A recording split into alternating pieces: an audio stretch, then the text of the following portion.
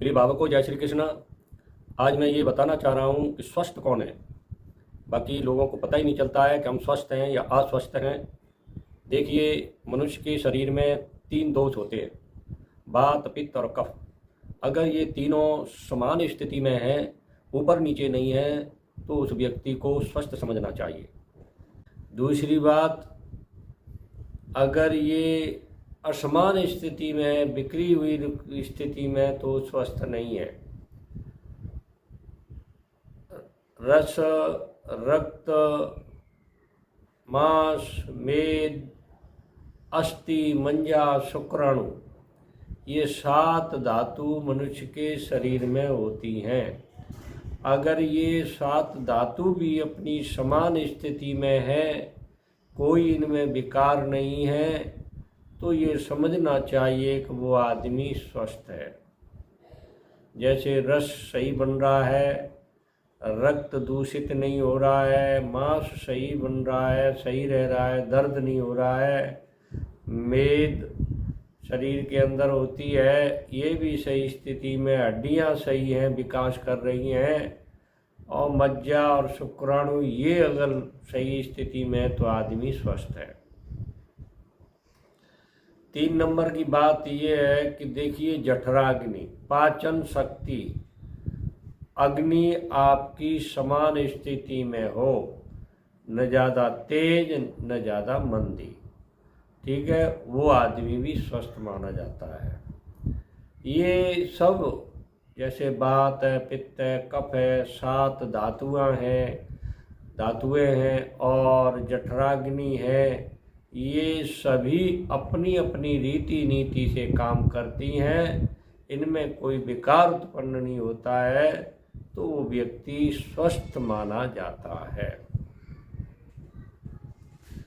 अब देखिए 5 नंबर बात, मलमूत्र उचित मात्रा में आता हो, न कम न ज़्यादा मलमूत्र आता हो, पेशाब की ज़्यादा हाजत होती रहती, जाते रहते हैं, कभी कोई जाता ही नहीं है, तो ये आपके अंग के प्रदूषित होने का कारण प्रतीत होता है।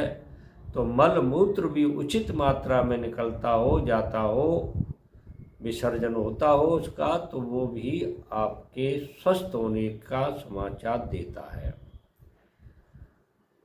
छठी बात है स्वेद, पसीना जो आता है आपको, ये भी उचित मात्रा में आना चाहिए। किसी को बहुत ज़्यादा पसीना आता है और किसी को कम आता है, बिल्कुल आता ही नहीं है, तो ये शरीर के स्वस्थ रहने की जानकारी देता है हमें पसीना।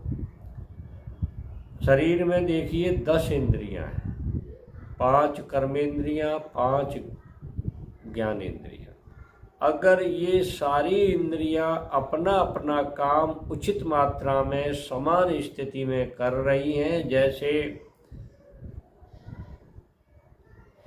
कोई काम हम करते हैं, चलने में कोई दिक्कत नहीं, फिरने में कोई दिक्कत नहीं, सोने में नींद पूरी आती हो, जागते समय पर हों, देर समय तक सोते नहीं रहें, या बिल्कुल नींद ही नहीं आए, तो ये कार्य।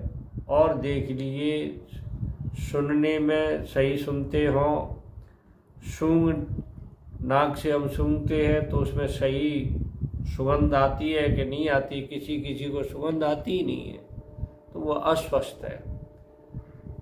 चखरे जवान से चखते ही पता चल जाए नमक ज़्यादा है, मिर्च ज़्यादा है, या कम है, या कुछ है, तो चखने की क्रिया भी हमारी सही है। और कोई हमारे शरीर को स्पर्श कर रहा है तो हमें पता चलना चाहिए, और हम किसी को स्पर्श कर रहे हैं तो भी इसका ज्ञान हमको होना चाहिए। तो ये चीज़ें अगर सही होती हैं तो हम स्वस्थ हैं। देखिए, आत्म इंद्रियां तथा मन अगर प्रसन्न रहता है तो व्यक्ति भी स्वस्थ माना जाता है। मैं स्वस्थ नहीं हूँ। वात, पित्त, कफ के विकार क्या क्या होते हैं, उनको कैसे नियंत्रण किया जाता है, इसकी जानकारी अगले दिन में दी जाएगी। ये मेरी बात अच्छी लगी हो तो आप मेरे चैनल को सब्सक्राइब करें, लाइक करें, शेयर करें। जय श्री कृष्ण।